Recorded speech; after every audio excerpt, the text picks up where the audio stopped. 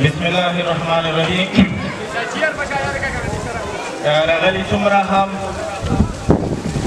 مشران دي د کوم سیکورټي فورسز والا دي، علما دي او ځوانان دي او مشران، ټولو ته سلام پیش کوم. السلام علیکم ورحمت الله وبرکاتو.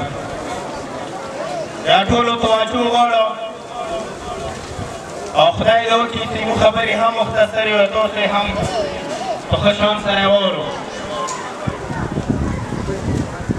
ټولو نه اول د خوشحالي خبره دا دی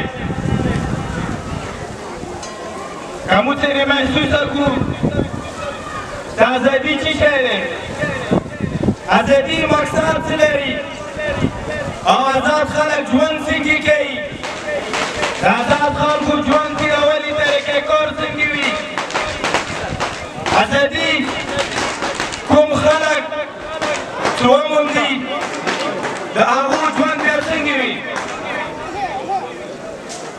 که زه یوه خبره کوم چې پښتون قوم لا تر اوسه پرې آزاد نه دی، موږ لا تر اوسه پرې آزاد نه یو، کورمیوال لا تر اوسه پرې آزاد نه دي. هغه وجه دا دی که ویل چې ازادي یو ژوند دی چې هغه سړی په خپلې مرضي سره تېروي، خو د موږ تاسو ژوند همیشه دوباره د طغراني سره تړلی دی، د دښمني سره تړلی دی، د کلتوس او د بارود سره تړلی دی، د میلیابل او د توپک سره تړلی دی.